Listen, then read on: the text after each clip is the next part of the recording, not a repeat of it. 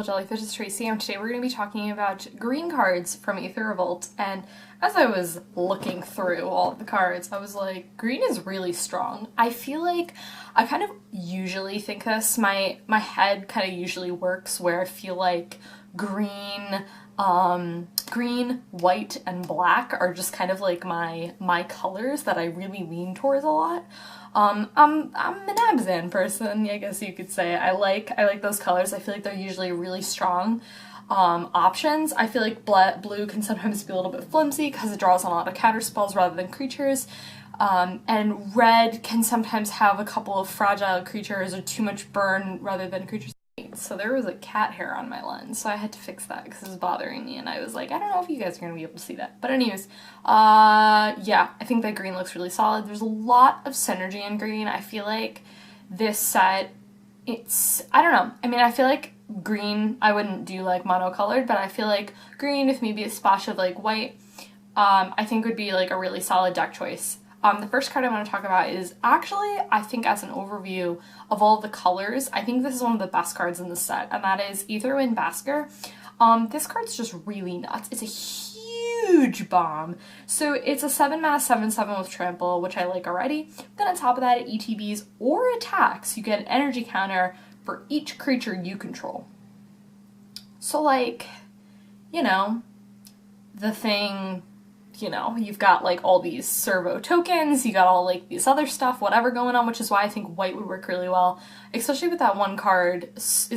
What card is it? I think it's Sram's Expertise, the one where it's like 4 mana, you get the 3 servo tokens. That with this would just be nuts. You just get like a ton of dudes on the board, and then you play this, you get a ton of energy counters, and then you pay any energy counters that you want to give it +1/+1. You just make this huge dude with trample. I love cards like this. I think this is really, really strong. I think it's a really, really, really good card. Pack one, pick oneable, 100%. It does have, it's triple green though, so I feel like you need to be like really green heavy, I think, for this. I think splashing this for this would be really tough, so card's amazing. I'm excited for it. Then we have Rishkar, Peema Renegade. Okay, so this is another card that I really like. So it's EDTBs, you get a +1/+1 counter on each up to 2 creatures, which I really like, so you can make a couple of things big. And then each creature with the counter is tap green to your mana pool, which I like. I like the flexibility in this card. Really good, I think, to get out in the early game when you need to be casting a lot of your spells, and works really well to get a lot of cards out from your hand. So I really like this card. I think it's a really cool sort of mana dork. But then on top of its own, it's a 2/2, so it can, you know, it can attack if you need to, it can block. But yeah, I like this card. Next is Rishkar's Expertise. Now, this card kind of combines 2 things that I really love. The first is card draw, so you get to draw cards equal to the greatest power among creatures you control.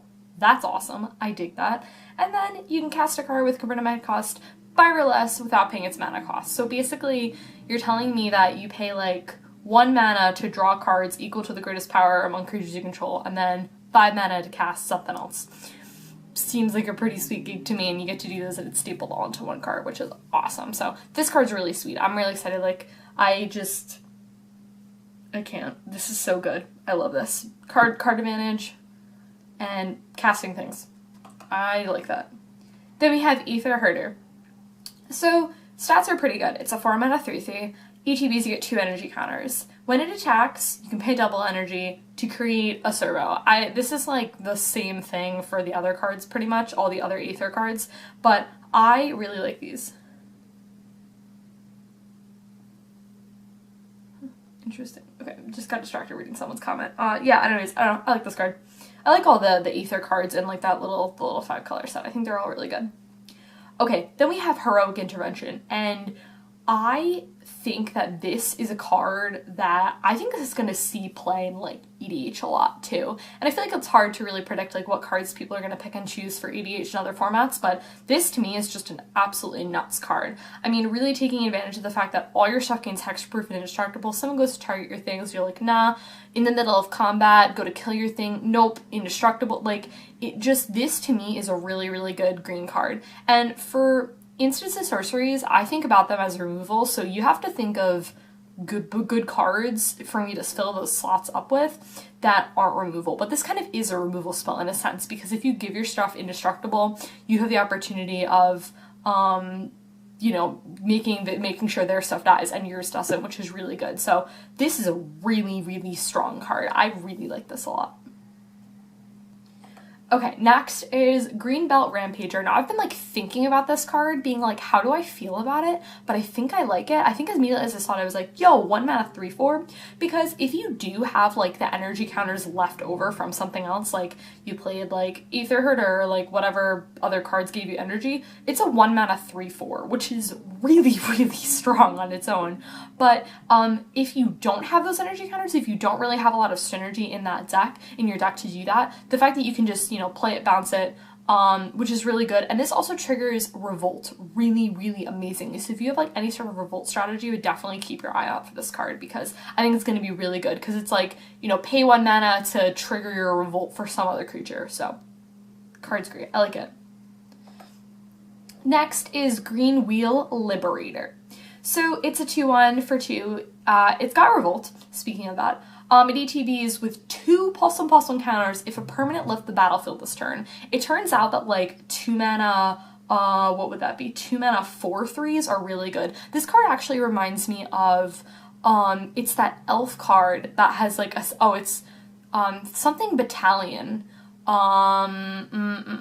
This is really bothering me that I can't think about it, but it's a card where it's like, you can't play it, I'll cast it unless you cast another green spell this turn, but it's like a 2 mana 4/3 with trample, I think, which is awesome. So not quite as good as this, but this is really solid. I mean, 2 mana is for that. Again, if you're going for that really aggressive strategy and you're trying to, like, win in the early game, this is a really good card to do that with. So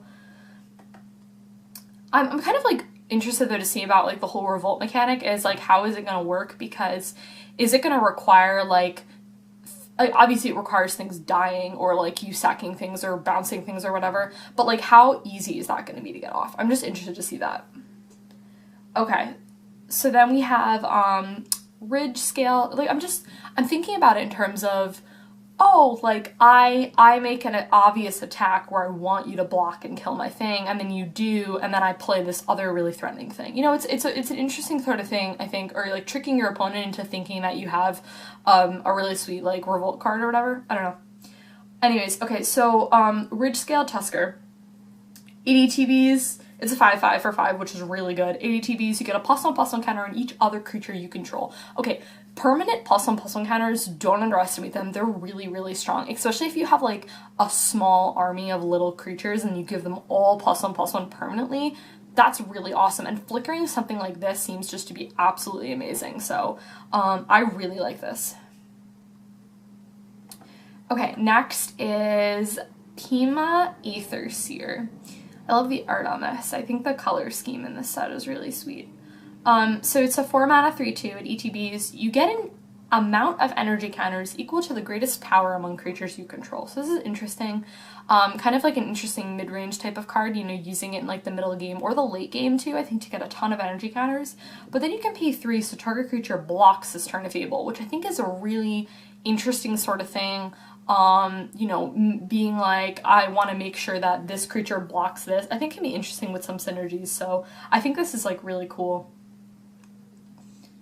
Okay, then we have Monstrous Onslaught. So it deals X damage divided amongst you choose any number of target creatures, where X is the greatest power among creatures you control. So that's really good. I keep thinking about how all these cards synergize with the first card I talked about, the Lizard, because it's just amazing. So, like, you know, if you have, like, 5 power, for example, you know, getting the chance to do 5 damage anywhere you choose amongst creatures is really, really strong. So this is a really good removal spell. It's also at the common level, so you're going to be seeing, you know, a few of them floating around the table, but this is a really solid card. I think it's going to work really well, especially with the +1/+1 counters going on. I think that's going to make this really solid, so you're buffing your creatures. Then we have Narnam Renegade. So, you know, let's be real here. 1-drop creatures have to be really good to impress me. And this isn't amazing, but I do like it because it reminds me of 1/1 Death Touch Rats. What is that, Rancid Rats or whatever that card is?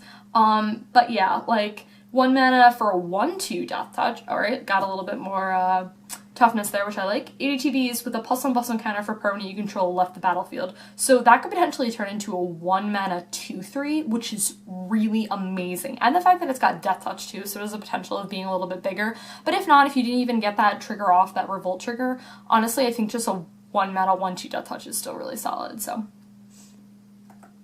Maulfist Revolutionary. So this is a very interesting type of card, but I like it because it's a 3 mana 3/3 with trample, which I just think is really solid. It's a really good body. So it ETBs or dies for each kind of counter on target permanent or player. Give that permanent an additional another counter.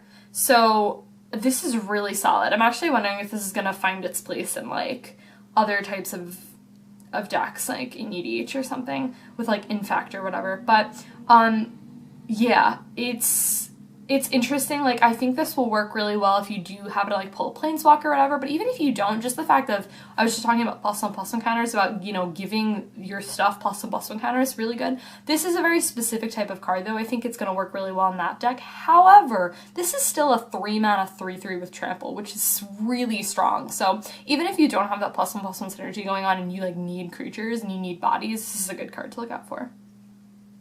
Then we have Prey Upon, which was in, I don't remember what what set this was, but this was in a recent set, I feel.